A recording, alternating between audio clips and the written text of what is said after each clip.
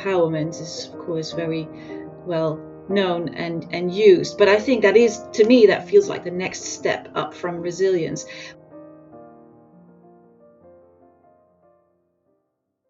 Well, we welcome Keetie Roelen to our podcast, The World Beyond Resilience. Really pleased to have you here. We have a lot to talk about in terms of your expertise. And before I move into the whole conversation, I just want to introduce you to our listeners. Right. So Keetie and I met at a book launch recently. Keetie is one of the world-renowned experts, I would put forward, on poverty and the experience, particularly the experience of poverty as seen through the eyes of people who are undergoing that experience. She is an advocate of social justice and works right now as a senior research fellow and co-deputy director at the Center for the Study of Global Development at the Open University. She's also, and I point this out right away, the host and founder of the Poverty Unpacked podcast. So please, at the end of this, we'll put a link to that as well as to her book, which explores the hidden sides of poverty.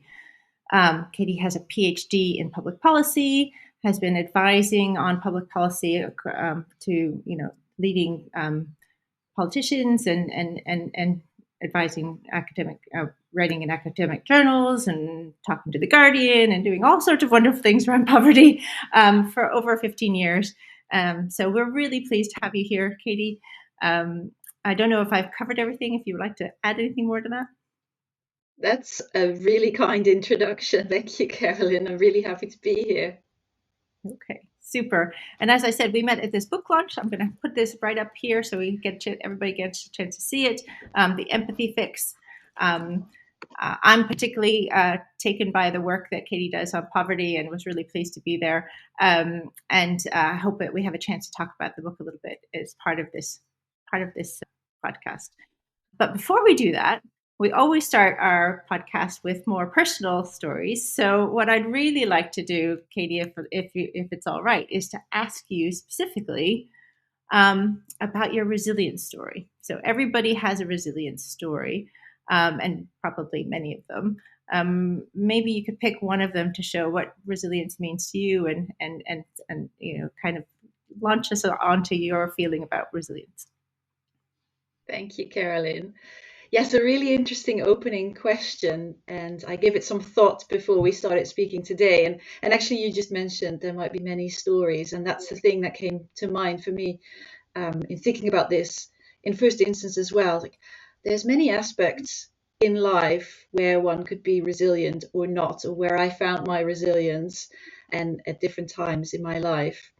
And I think that's across the professional sphere, so in my career, as well as emotionally and financially, which is, of course, something I'm looking at quite a lot in the book that you've mentioned, professionally. But of course, that's also against the backdrop of my own life and my own story in that. And so maybe that's what I'll pick up on, because in trying to frame that resilience story, of the economic one or the financial one, for me personally, it's, I would say, primarily one of privilege, because without realizing it early on in my early years, I've been resilient financially pretty much from the get-go.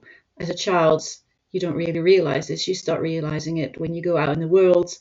For me, that was when I started studying, and you get exposed to other children's lives beyond the immediate social network of yourself and your family, and start seeing that not everything comes as easily as it did for me. That's not to say that I was handed everything on a plate easily. My parents always wanted me to work alongside secondary school already, and then when I was studying, and that was necessary for the extra bits and pieces, but I always realized it's not necessary for keeping me afloat or for allowing me to go to university, for example. And beyond that, I've always had a feeling of a safety net. So that's very much my financial resilience story, which I think is pertinent, as a lot of my work is around poverty. How do you define resilience in that like I noticed that you spoke about privilege, but then there's the word resilience that floats in the sentence. Resilience has a definition, very much about bouncing back from adversity, but how do you use the word resilience within that financial context for yourself? So very similar to that, it's about getting back up when you've been knocked down. So I've done quite a bit of work on resilience and the framing of resilience professionally as well as an academic, as a researcher. And when we spoke about talking on this podcast, you introduced to me the fact that the word resilience is used very often also in the world of coaching, for example, or personal development. But that's also very much the case in the world of poverty or financial security. Resilience is also a buzzword there. And the definition isn't very different. It is about being able to get back after you've had a financial shock or an income shock. So it essentially means you don't get dragged down a negative cycle where you have to take out really expensive loans and you rack up an enormous amount of debt. You're able, if there is an income shock, to sustain a minimum level to be able to make ends meet. That's a very minimal level of resilience, I would say. I think in many cases, and certainly when I think about my own personal life and my own personal definition of my financial resilience, it would be a level above that. It would be feeling secure as well, having a sense of safety in the fact that not only am I able to bounce back from a loss of income if I get ill, for example, or any other things that might happen, but knowing that I will not lose the house I live in or the living arrangements that I'm in. So sometimes I think we also apply the definition of resilience differently to different people, depending on maybe what we think bouncing back means, to what level, where possibly for ourselves we might be more or less ambitious than for others around us. I don't know how that chimes with your definition of resilience, but that's, so I'm thinking about it, how it may play out. I guess this comes back to, and it is very much a question of at a personal level across the board, not just financially, but it's a level of resilience is often talked about as a level of reserve, right? A level of, so you have a certain level of reserve financially that makes you feel secure and allows you not to take the impacts. And I think sometimes when you're talking about this in the workplace or the coaching senses, exercising so you have energy, and eating well so you have energy reserves, and sleeping well so you have those. So it's building up this sense of reserves, which then not like you said, it applies differently to everyone. You kind of assume a different level of comfort is okay for different people, right? When maybe everybody needs a certain level of reserve. But I guess the question is, what we're looking at too here is by focusing on just having enough reserve, do we miss the picture altogether about what we're actually trying to achieve when we're trying to thrive, right? So there's two things here. I think one is what you're pointing out is the level of reserve that we think people need is very different, right? Depending on who you're talking about, which is discriminatory. But there's also the question of, as a society as a whole, looking at the way we look at the reserve. Is that the right way to look at it? Especially again thinking about the socioeconomic aspect of it, and in relation to conversations about poverty, but also policies or interventions that try to tackle it. Because when you look at debates around basic income, for example, they are discussed on the one hand as a safety net, this reserve, as you mentioned, at the same time also as a springboard to allow people to do things that they feel are important because they have that sense of safety. So it has a double function, and the one feeds into the other. Because you have that reserve, because you feel more secure, maybe then you feel empowered, which I think might be the next step up from being resilient, to trying a new career or taking a course that sets you on a new trajectory because you know you have something to fall back on. But I agree, oftentimes the discussion about resilience is about keeping people at a certain level. They don't drop below a certain level, or if they do, they're able to bounce back up. But the discussion about resilience is often less about, well, how can we help people move and develop in ways that are important to them? And that applies economically or socially as well as emotionally, I think. And it's interesting, this conversation too, because my own sense of the resilience conversation is very much, well, what I hear sometimes is, well, I pull myself up by my bootstraps, and so other people should be able to do it too. And there's a lot of justification of, you're just not working hard enough, or you're just not thinking the right way. A lot of gaslighting for people, And so where I have a problem with the resilience conversation is that just the definition in itself is very much like, okay, we're limited to, again, bouncing back. And I love what you're talking about, a springboard, which feels like moving, like springing forward. But it seems that the way we keep talking about resilience still keeps us back in that. I'm saying us because it's like the water we swim in as a conversation. I think that this is, again, you've done all the research on this. I'm just offering an opinion, or what I think is an observation, is that the way we define resilience ends up being an individual act, and yet we talk about the like global or like community responses, and yet it ends up feeling like an individual crusade. So Yeah. I'm just curious what you would add to that, or what you think about that. Oh, I absolutely agree. I think it's partly a very popular concept because it allows for individualizing problems as well as solutions. If we build individuals' resilience, then the society will be better off. But you cannot be resilient on your own. It's impossible. I think across all aspects of life, we live together in our families, in our communities, and we cannot bounce back from shocks, whatever they are, or setbacks individually. We need each other for it. But also, again, from an economic perspective, that the same holds.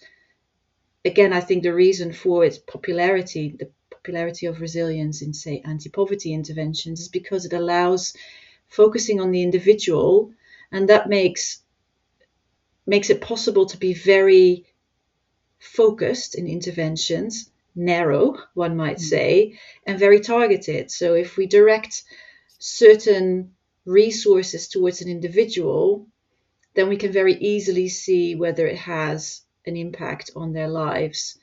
We don't have to deal with all the systemic issues around employment or around lack of welfare or the fact that people are reliant on food banks. No, we just zoom in on the individual, give them some support, and then it's with them to become resilient. So that's exactly as you say, Angela, then it becomes the individual's problem. And if they don't manage to become resilient, or indeed become poor or fall down in deeper poverty because they've lost their job, or because somebody in the family has become ill and they've racked up medical bills, the person next door is able to say, well, they really didn't manage their lives well enough. They haven't become resilient, but that's their own fault because they were given some support or they just didn't have it within them.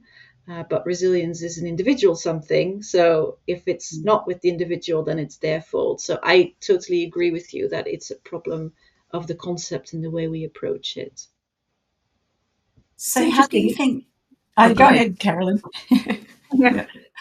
I was just interested in, like you said, that people are then, in a way, blamed for not being resilient enough. And yet we're not only blind to the external things that have put them in that situation, but we're also blind to their actual resilience, right? In the face of all this.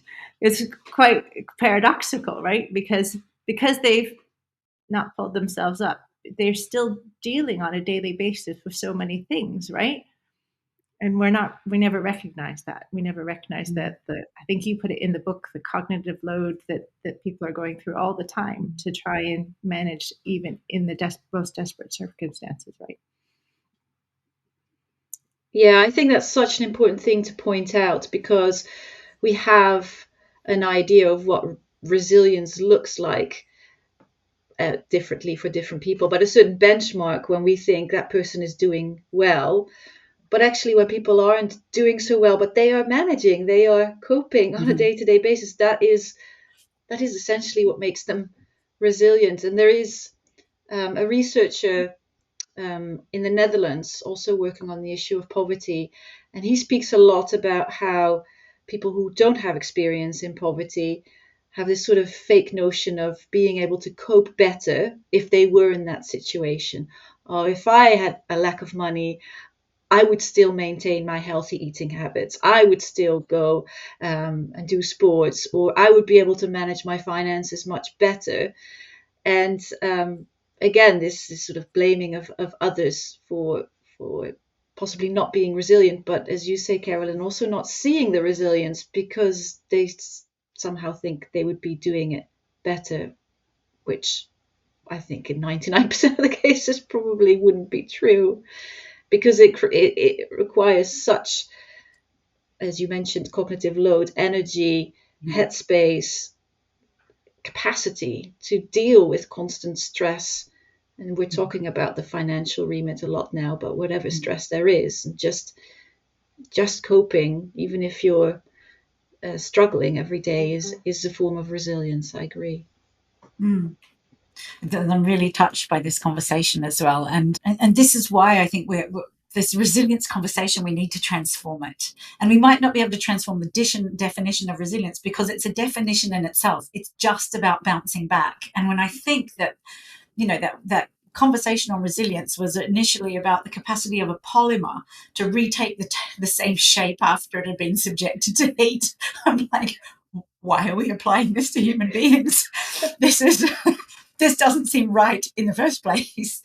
And then I can just see from your conversation how much that shows up. It's like, well, we'll just apply that to people, and there's an idea that some of us would be able to deal with this better than others. And there's enough, I think, proof to see that there are people who have not had support and have had resources and have fallen for different reasons into poverty and into dire circumstances. So it's interesting the sort of the ego and the ego and the judgment that holds up this resilience conversation. Yeah. But it's also interesting what you say, Angela, about this definition. I didn't know that that's where the origins of resilience were, but bouncing back to what it was like before, or a standard, I think that's also a problem of that definition of resilience, that somehow there is a standard that we apply to to everybody, but differently. But why is it about bouncing back to something that was there before? Yeah. What is so bad about diverting to something different, or using that as an opportunity to go down a different track, again, economically, or just how you shape your lives? There's a lot of judgment in there if we take going back to what was before as our starting point, as our benchmark. And that keeps some form of like, there's global poverty and there's financial, so global economic and financial poverty. But for me, if there's a poverty in everything. There's a poverty in inner resources. There's a poverty in mindset. There's a poverty in connection. And all of that's intimately linked and intricately linked. So tell us a little bit, Keetie, about what you think would be beyond resilient. What would a beyond resilient world look like, and what's needed for that, do you think? I think there's two things to it. One is what we were talking about earlier in terms of safety net and springboards.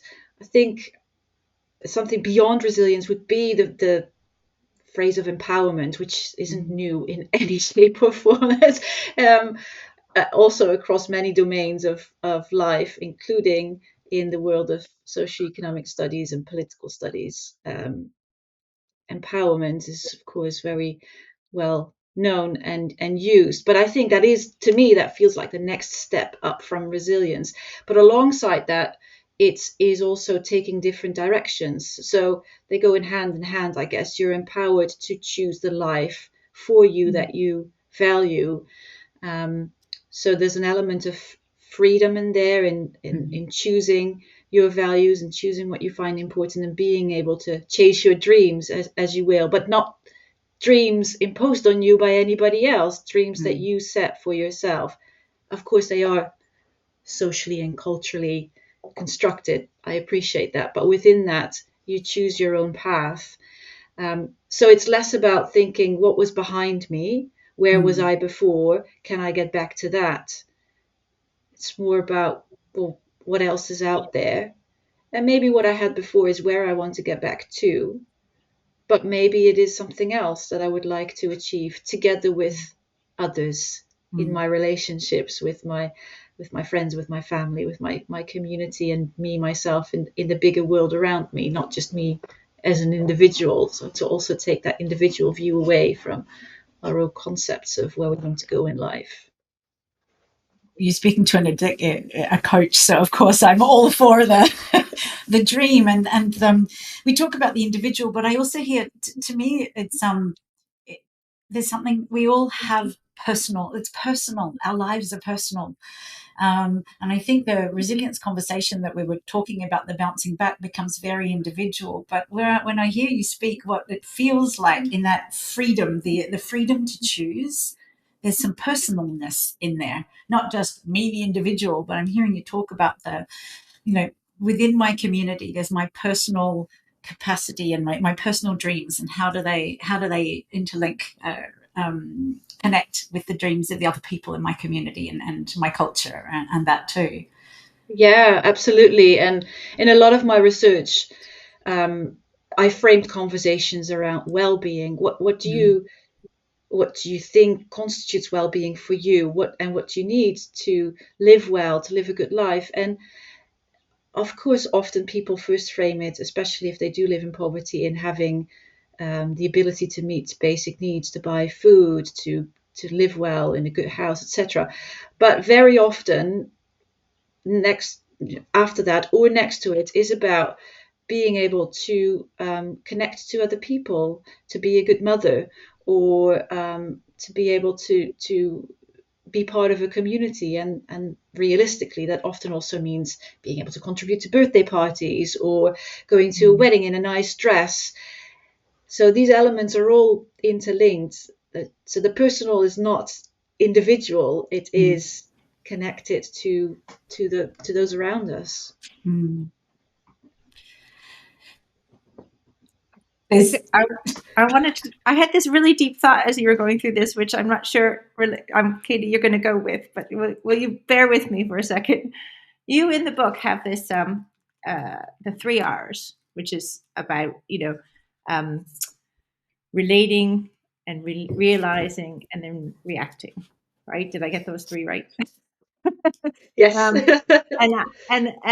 And I was thinking that in terms of a beyond resilience framework, how to get there.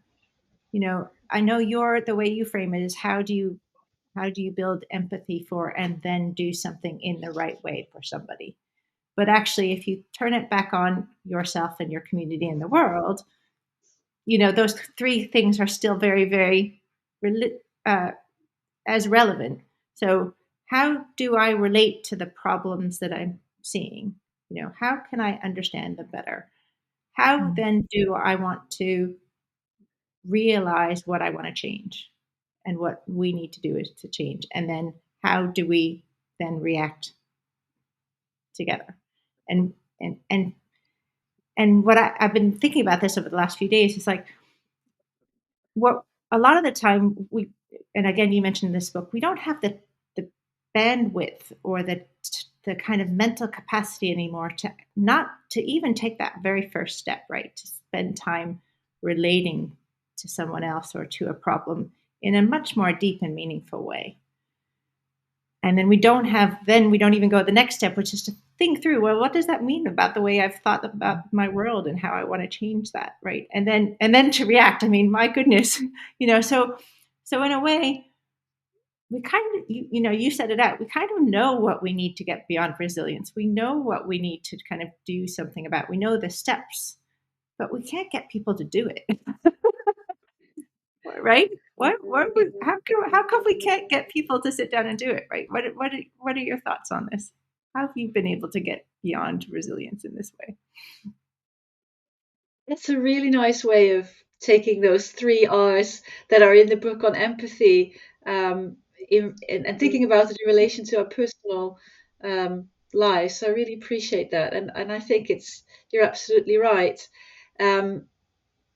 And I think the reason we don't do it is because we live in this fast-paced world where, on the one hand, we don't have the headspace, or we don't take the headspace or allow the headspace for it. And maybe also there is a sense or a narrative that that's not where we should be devoting our headspace or our time. It's almost like a luxury, or maybe a bit fluffy to sit back, think about ourselves in that way. But those steps make a lot of sense, certainly thinking about some of my own journeys in coaching and taking it away from the financial and economic space, building my own resilience in my life to chase after the dreams that I find important. It is very much about relating to what is inside and what you would like to achieve, realizing what might be needed for it. And also, because I mentioned in the beginning of the conversation, the privileges that are already there that I have the luxury to build on. I think it helps realizing that, because it also takes, and let me put it in the I form, it takes me away from deficit thinking, because it allows me to see the privileges that I have for what they are. Other people don't have them, but it does give me a step ahead if I do want to change, for example, anything in my career or even in my personal life. I have resources available to me, physically, emotionally, financially, etc., and then use that to shape the response. For example, I just want to pick up on what you said about reacting, Carolyn, just as a pedantic point, but I make the point in the book that I frame it as respond rather than react, because react is very often. Yeah. That's all right. But just to make the point that react is very often out of our instinct, and that can again be away from the relating and the realizing that we've just done. The response is more of a deliberate act rather than something we do out of our instinct, maybe a fight or flight response. Yeah. I'm really curious to hear more about just more about empathy and the role that plays, because we were talking before about and this is my experience of the resilience paradigm. It's very judgmental, and so it does keep us in that fight, flight, freeze. I've just got to do more, work harder, a lot of expectation, and then not only self-judgment and then external judgment that mirrors that as well, that pull yourself up by your bootstraps, I would be better than you sort of thing, and all of the fear, and how that links as well to, I want to go back to the beginning of the conversation where, because I work with people as well on scarcity or deficit thinking, as you're calling it, and there are people with many, many resources, and part of the reason they have so many resources is because of deficit thinking, and they don't have an inner sense of security. And we're talking about like average, like somebody like me and you and Carolyn, to people who are multi-millionaires, and they still have deficit thinking, and they don't have any worries about getting up and being able to eat, for example, and yet that's still running the show and running their resilience narrative. But I want to come all the way back and just talk about your empathy fix and how you see empathy leading us to a different paradigm, a world beyond resilience. Yeah. And how that links to responding. Yes. Thank you. That's a really interesting question. And as you're speaking, I'm trying to make the links in my head, but there are very clear links, because as we're having this conversation, we come to understand resilience is very judgmental, and I would say empathy, or the empathy fix, is a direct opposite of it. You have to be able to look beyond what is wrong in your life and other people's lives, because you want to relate to what is happening to you and to them. And that requires a step away from judgment. And if we go back to what we were saying earlier about thinking about our own lives, if we've done well, as a success, and therefore thinking about somebody else's lives as they haven't done well, as a failure, that judgment stops us from being empathetic. But it's also part of the resilience story, I think, that judgment. So empathy, I think, almost by definition, would take us away from that judgment of resilience. And part of that is also because it applies to ourselves and to others. I don't know how you feel about this in your role as a coach, but in my experience, you can only drop the judgment for others if you judge it for yourself. And I think the beauty of the empathy fix is you have to start with yourself and then expand it to others. The crucial thing is you do have to expand it to others. And I speak quite a lot in the book about the well-being industry.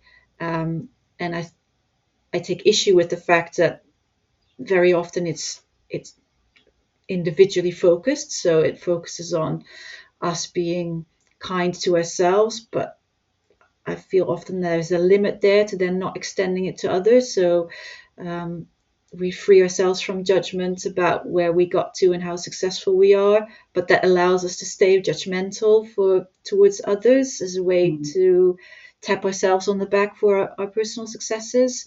So empathy challenges us to think more broadly. And if we do go down the non-judgmental route, staying, moving away from that resilience conversation, possibly, we have to expand it to others as well. I think that's the crucial thing. We cannot just limit it to ourselves, to our personal story. And just in coming in from a coaching perspective, what I notice with people who do the kindness the way that you were just talking about it, it's a thinking kindness rather than a feeling kindness, is what I notice. Because when you actually connect with your heart and you feel kindness and you feel empathy, then you can extend it to others. But if it's filtered through a deficit thinking and I've got to protect myself, the kindness remains very rigid and hard and up here in the mind. And yet kindness is a feeling. And I also notice sometimes that, we'll see people, I'll be kind to other people on the outside and I won't be kind to myself, but that's still part of that same paradigm of it hasn't reached the heart, really. Yeah. It's a way of letting myself off the hook, but it's still coming through deficit thinking. So I'm really touched by what you're saying about it's an inside out process, but true kindness is a felt and empathy is a felt sense, not a thought sense. What do you think about that? I think it's both. So there is in writing the book, I did a lot of research on empathy. I'm not an empathy researcher, so I had to do that purposely. And there's people who talk about the cognitive empathy, so more at the rational level, and actually make quite a claim for it, because one of the downsides of felt empathy is that it's very easy to limit it, because the innate empathy that most of us have tends to be limited to people who we feel easily connected to, people like us. So there's this in-group, out-group issue, and the danger that we feel empathy for people that are in our social groups, or who are the same color of skin, who are in the same socioeconomic class, but we are less inclined to expand it beyond.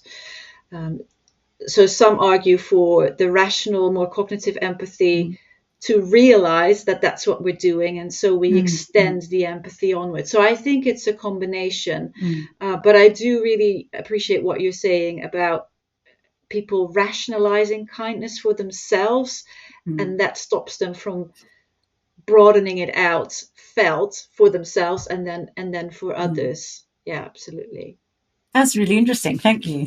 I think it's the justification of the kindness. Right. Well, I'll be kind to myself now, and that can lead to indulgence sometimes as well. Think I said that with a really harsh voice, but we can sort of lead to confusing those terms when we collapse kindness into indulgence, which isn't quite the same thing either, But I'll just go and eat another bowl of ice cream and chocolate. And that's being kind to myself too, Yeah.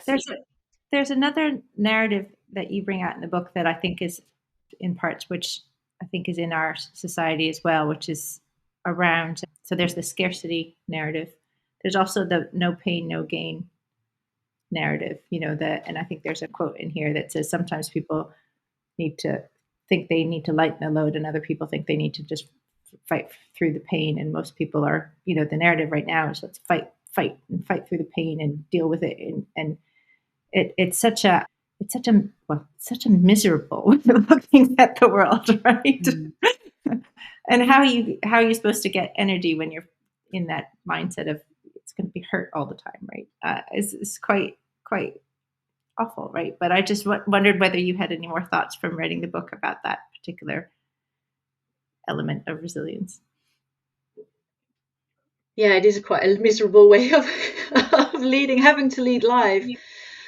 But I think it's there in part because it absolves the structures, the organizations that we live in from the responsibility to provide a caring environment for the individuals.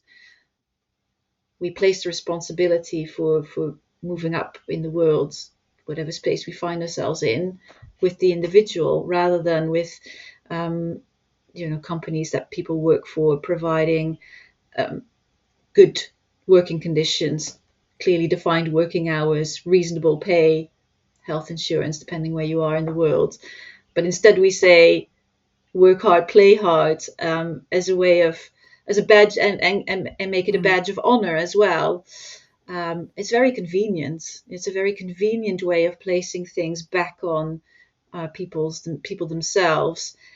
And interestingly, individuals, and myself as well, I'm not immune to it. We are all part of this narrative and this public conversation. We adopt it and we do take it as a badge of honor. And instead of thinking it as something that is something that's quite miserable, it becomes a way of life and thinking that that's how we should go about it.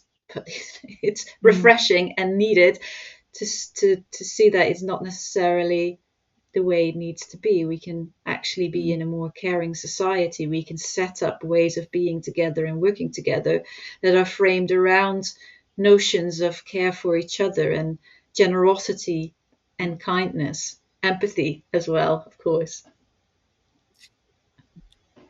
This is a big subject for me and Carolyn, because we're both like distance swimmers, and the whole this whole resilience conversation for me started when I crossed the finish line with a dislocated shoulder of an adventure race that I'd done. But I started the race with a dislocated shoulder, and I very much had the no pain, no gain, and I can do this, and I identify with being the one who can endure. And it was when I crossed that thing, I went, where else is this happening in my life? And where else is this playing out in other people's? And that was when I just went, oh my God, the whole world is functioning on no pain, no gain, which, I mean, everyone listening to this would say, yeah, except that they're not seeing the absolute harm that's causing on a global level, on an individual level, and personal, on a community level. And it's very linear, one unidirectional. And again, it only leads to, there's only one way to go. You can either get up or fall again, and it's all on you, like you're saying. And as I started to listen to some other athletes, like I went to this a friend's place who was a triathlete, an elite triathlete, and I went to her house one afternoon, and she said, "You can't stay. I have to sleep." Pardon? And she went, sleep is part of my training program, and this is my scheduled sleep time. No, you can sleep on command. She went, "Yes." I went, right. And I just remember her like that, very much like rest day is training day. It is not an indulgence. So for some of these elite athletes, well, all elite athletes, I think rest is training.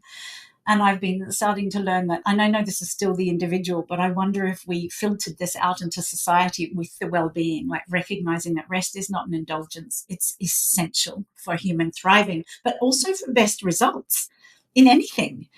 If you force something to grow the whole time or get up the whole time, it's eventually obviously going to wilt, and that has a community and a world-wide impact. Yeah, so I was going to say something else I've forgotten. So I just want to, it's just, I love that you brought this up, Carolyn, and I want to hear more from you, Keetie, on this as well, because, I mean, it just seems self-defeating, even for organizations, because it's so linear.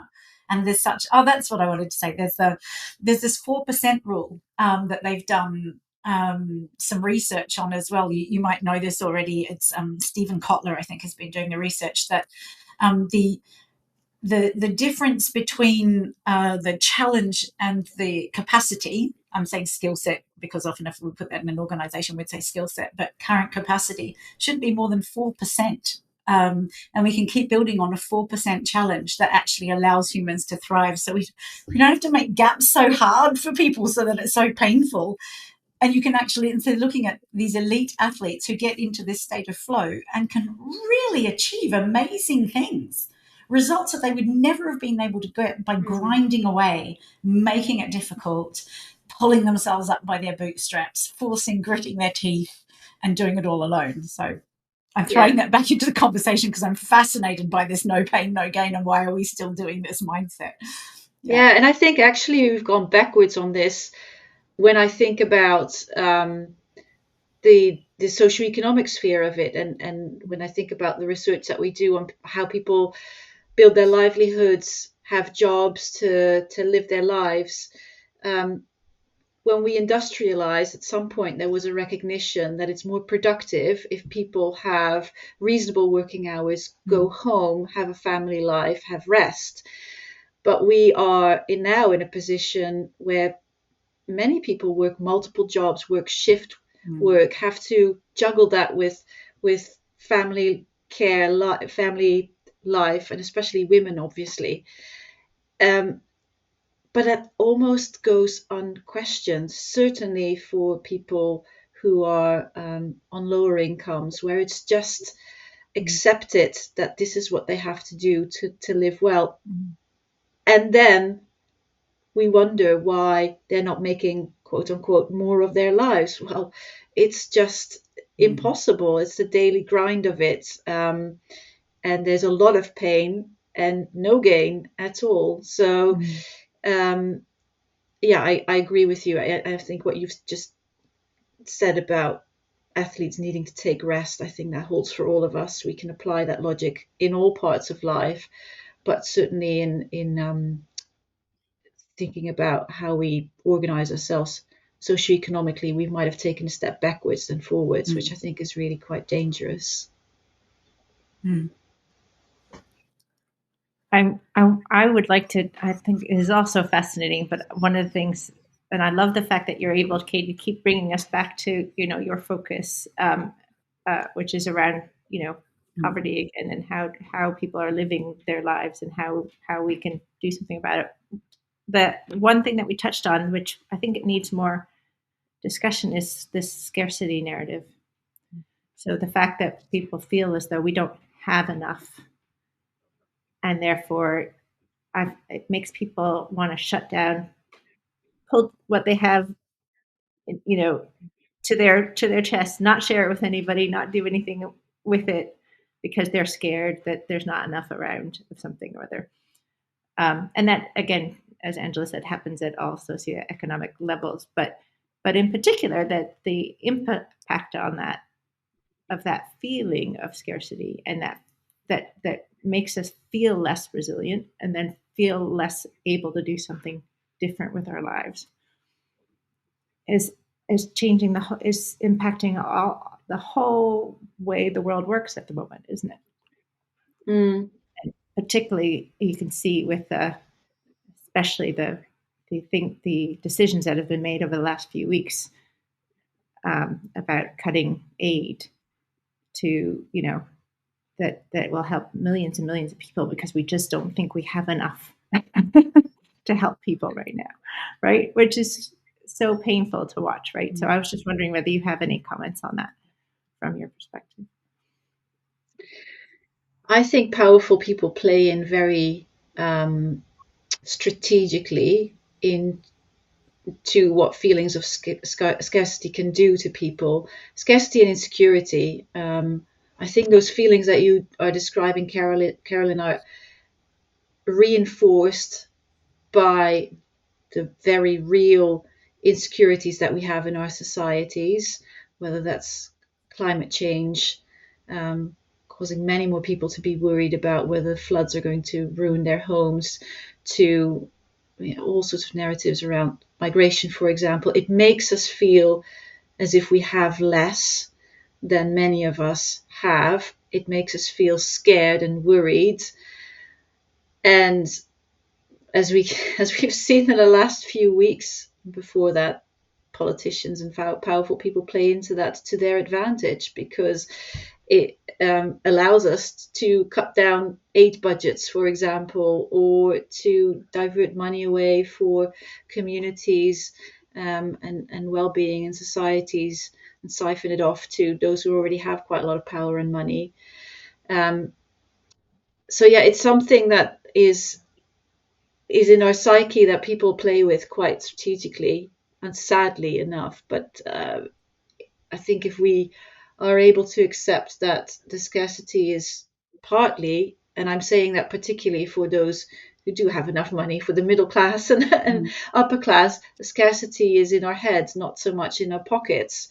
So can we resist some of those narratives? Can we resist how politicians, those with the money in their pockets, try to make us believe in a certain story about the dangers in the world and how that threatens our existence, our own lives, and believe in a different way of organizing the world, our place in the world, and also help us act on that. So there's always the need for us to realize that we are a cog, a tiny cog, but in the machinery of the world, but we do have some power and impact over that as well, to counteract the stories around resilience and what that is, but also scarcity and what that means, and do something different than tap into the fear and insecurity that we see around us so much at the moment. What would the world look like if we stopped tapping into that fear? Tell us the vision of the world that you have, the world that's beyond resilient, where things look different to what they do now. Oh, I would hope it's a world where true care for each other and positive support and reinforcement is the benchmark, is the reference point for everybody, and that is again in socioeconomic policies, but it's also about how we treat our neighbors or how we judge their success. We celebrate it rather than think, oh, why them, not me? Or if they've done well, there must have been some dodgy activities, or if they've not done well, they've not worked hard enough. Staying away or moving away from that judgment and being much more empathetic, positive about each other, seeing the good in each other. And that sounds fluffy, I appreciate that, but I think there are real consequences in terms of how we live together if that's the way in which we treat each other and want to view each other, policy-wise in all ways, but also for us personally, psychologically, I think it would make us a lot happier. It's interesting how we think. You've said a couple of times that sounds fluffy, but I think we're like conditioned to hear that as being fluffy, and yet there is functionally and like objectively a lot of good. There are mostly people who are like, when you give people the opportunity, they are good. The people who are not are very, very, very rare. And so even we could almost like stop looking at this as fluffy and look at it as cold hard fact. Yeah, you're absolutely right. Yeah, there is another Dutch philosopher called Rutger Bregman, who's written, I think, quite a bestseller book called Humankind, where he counteracts these narratives that exist about how bad people are, their innate negative nature. So some of the experiments that we always refer to show how bad people treat each other, and that's part of their human nature. He counteracts them quite successfully to suggest, actually, in most of us are good and we want to help each other. So why not realize that and tap into that much more than we do? I'm sure Carolyn wants to say something, and I know we're getting to time, but may I add one more thing? It's the cog in the wheel, and I would love us to stop seeing ourselves in cogs in wheels and start seeing ourselves as what the word you've just said, nature.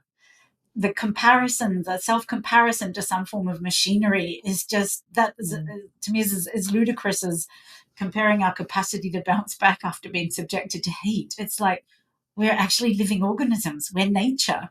And nature's inherently collaborative. There's been this superimposed idea that nature is competitive only, and it's inherently collaborative and good, and helps, plants help each other survive in so many different ways. It's like we could do the same and flourish. We see flourishing environments with like permaculture and plants helping each other, and that's like, we could do this. It's not that hard. And, just going back to the book that you were speaking about, there's enough examples of that for it to be something that we can take and use to reinforce ourselves with.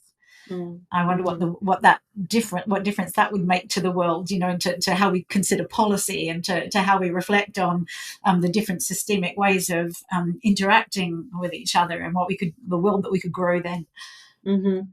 Absolutely. I like that metaphor better than a machine.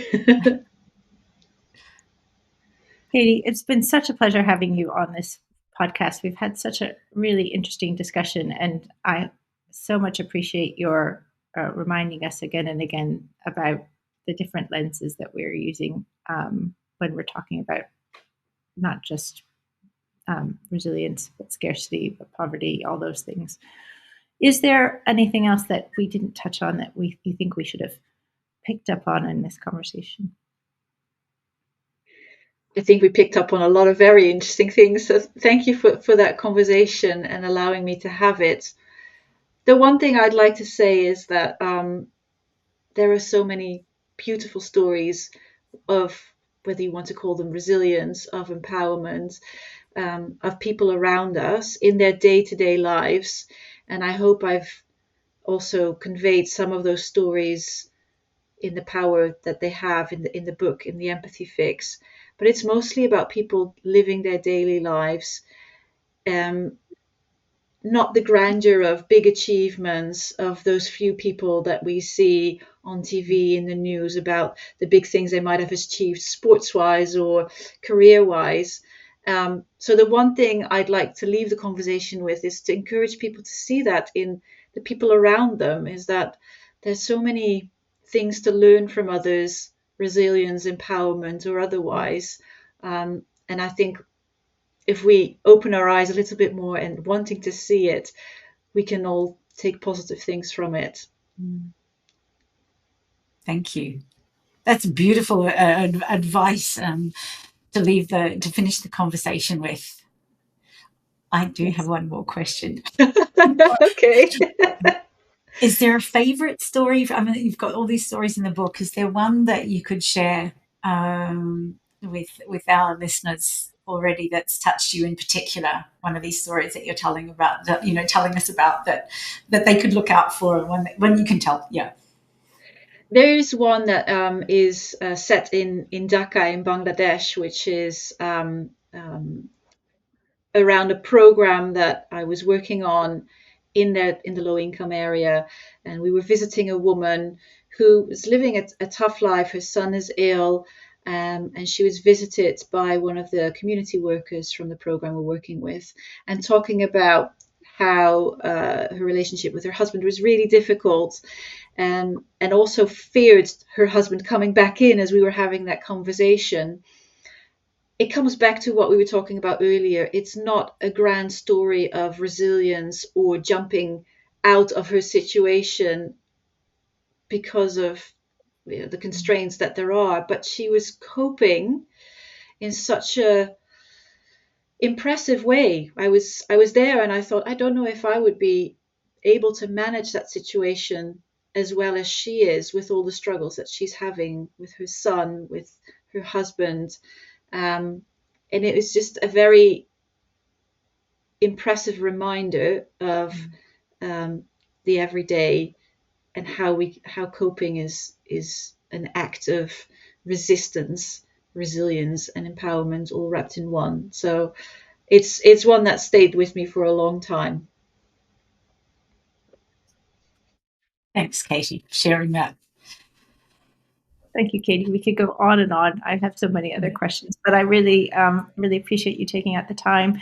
If people want to, find out more about your work, listen to your podcast, can you give them some pointers? Absolutely. So I'm on various social media platforms under my own name, which is unusual enough for people to find me if they just look for it. So that's on LinkedIn and Blue Sky and Instagram.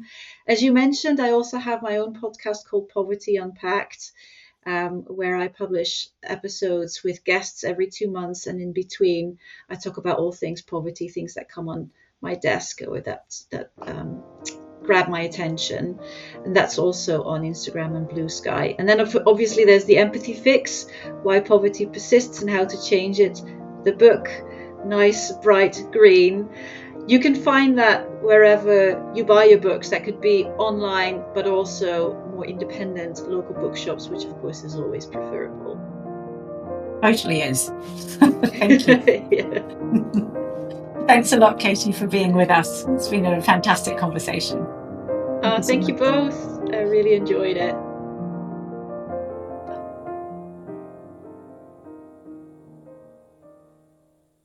So, Carolyn, we have just re-listened to the incredible Keetie's conversation on empathy and its relationship to the world beyond resilience. And I know how important a topic this is for you. So would you love to share the highlights and the gold nuggets that you think our listeners could take away for themselves from this conversation?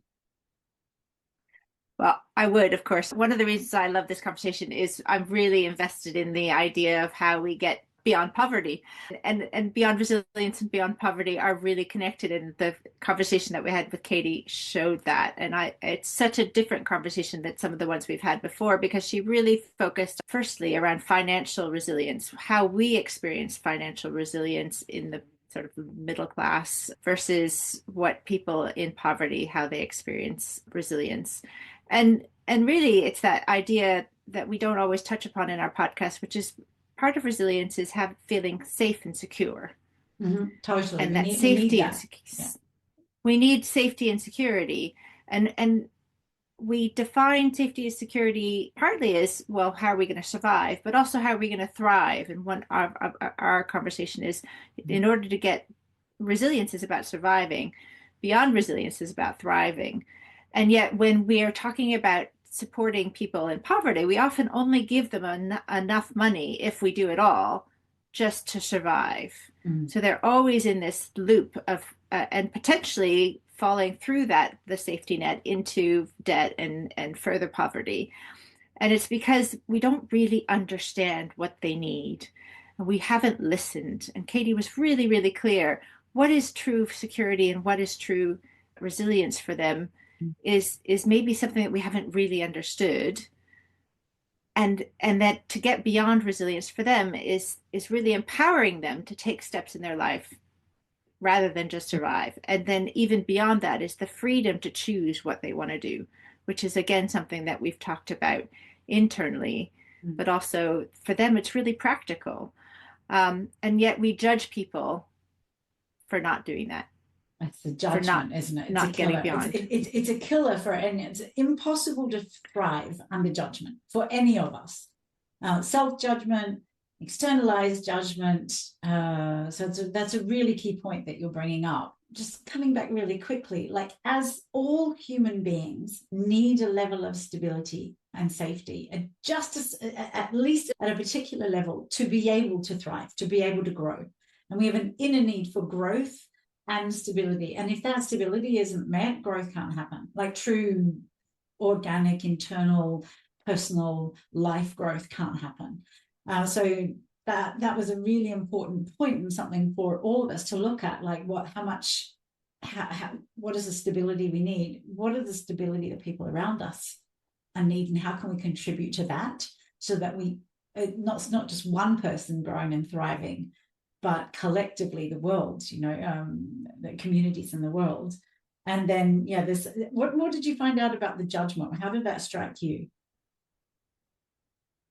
Well, one of the things that Keetie described in her book was, and she described it very well in our conversation, was the fact that these people are under so much pressure when you don't have that stability, you don't have that security, the additional pressure they're under.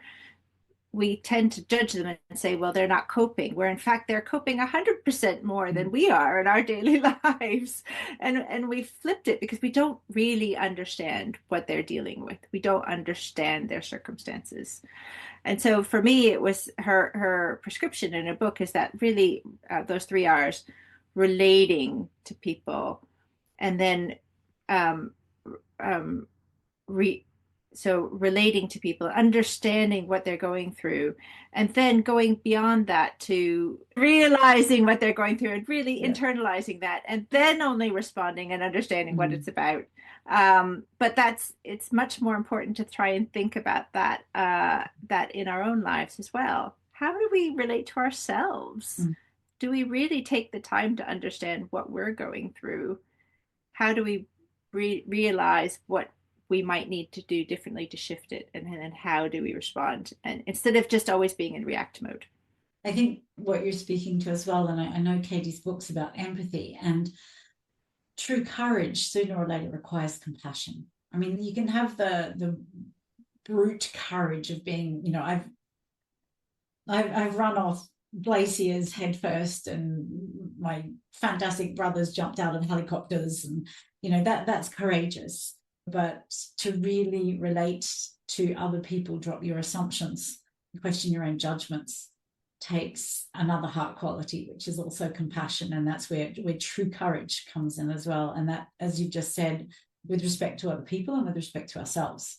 And that's practice that isn't necessarily encouraged in the current resilience mindset, which is about, like just getting on and doing it, sort of like coping and bouncing back and just get up and pick yourself up by your bootstraps, and so should they, and I did, so you should be able to. And having that courage and curiosity to look a little deeper, see what it is you're not seeing, how we can create systems or have different conversations. First of all, I love that process of relating and then realizing and then responding. It's a fabulous process that people can apply to themselves and to others at all times, in fact. And there's two qualities that, building on that, exactly two qualities that we talk about: connection and building community. We could talk for hours about this, and I think we will. And how much everybody has something to give, and there's a lot more we can give. Yeah. Well, that was wonderful. It was a great podcast, and again, more gifts within, and the abundance of gifts within that podcast. And that brings us to the end of another episode of the World Beyond Resilience podcast. If anything you heard today sparked an aha moment or made you think differently about resilience, please tell us about it in the comments. We'd love to hear from you. And please share it with everyone you know. For more episodes exploring how we can thrive beyond just bouncing back, follow our show on your favorite platforms.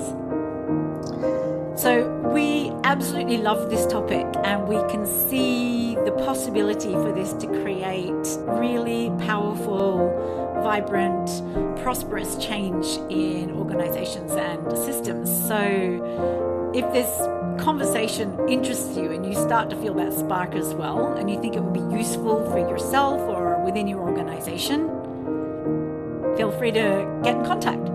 And of course, we have additional resources and deeper dives into all the topics we discuss on our website, which is worldbeyondresilience.com. So until next time, remember, there's a whole world of possibilities beyond just being resilient. Take care.